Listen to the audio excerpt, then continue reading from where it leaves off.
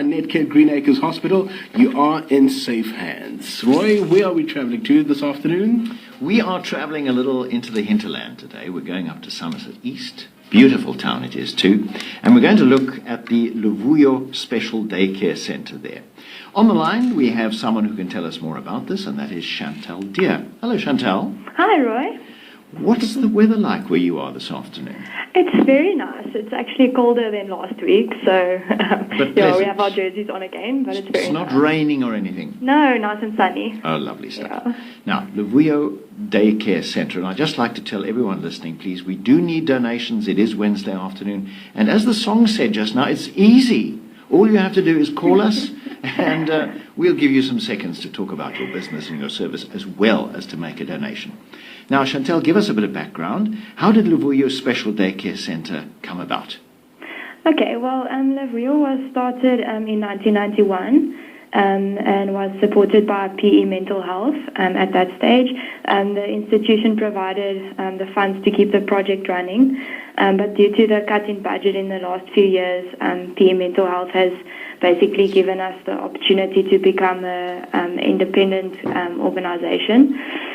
So we are now registered as an MPO with a number, and we receive minimum government subsidy, but are still heavily reliant on donations from the community and funding from businesses and other donors to support our service. Let's just look at the word special. What does that mean, the Special Daycare Centre?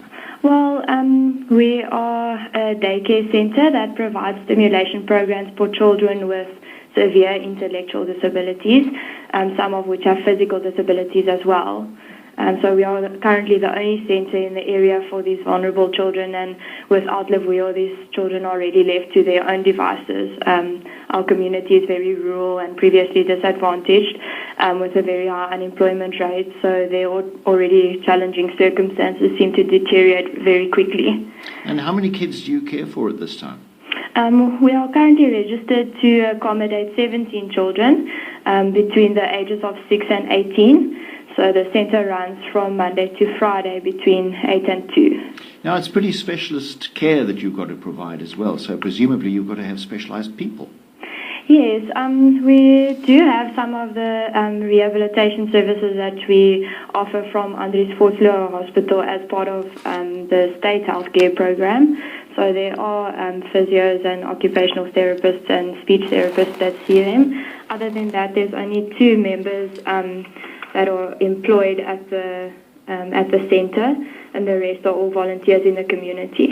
Wow, that's special. People who are able to volunteer to do things like that are really special, aren't they? Yeah, it's great, and it's difficult to find people, human resources, to always support the centre, but the people that are there are very special. So. Now, here's the thing. You were saying difficult to find resources to support you. You have been operating under the auspices of PE Mental Health, but now that has become a problem, hasn't it? Yes, yeah, it's difficult for them to support so many different NPOs or things in the area, so they've basically said it would be easier if we would get our own NPO number for people to actually sponsor us. So are you getting sponsorship, or what is happening? Yes, at the moment we're getting once-off donations. For example, the wind farm that's currently been put up near Bedford gave us a once-off donation. This morning we got a donation from Kumcha Packaging, so we'd like to thank Neil McEwen for that. But we need a more like a sustainable donation to keep the centre going. Are there any special projects that you guys run? Yes, we have a few fundraising projects.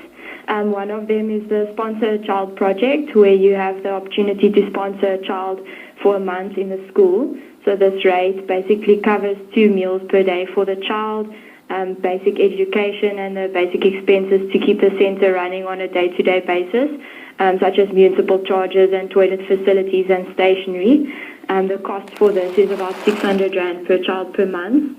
And then we also need other donations in a non-financial light, so any donations in form of food or services to support the NPO as we're still finding our feet. For example, we're short on human resources, and someone to volunteer to do our bookkeeping would be a great help. Right. And how are you for basic like office equipment and things like that? Yeah, well, basically, the basic stationery that would be needed in any school is needed at Luvuyo, so pens and paper and so on.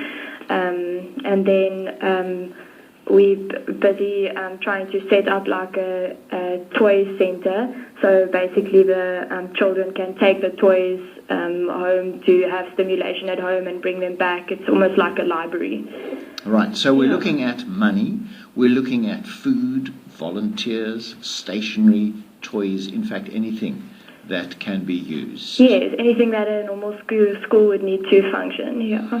Right, well, before we continue and find out how people can contact you if they want to know more, I think we need to see if we can get some donations in this afternoon. That would be great. Getting older also means getting wiser.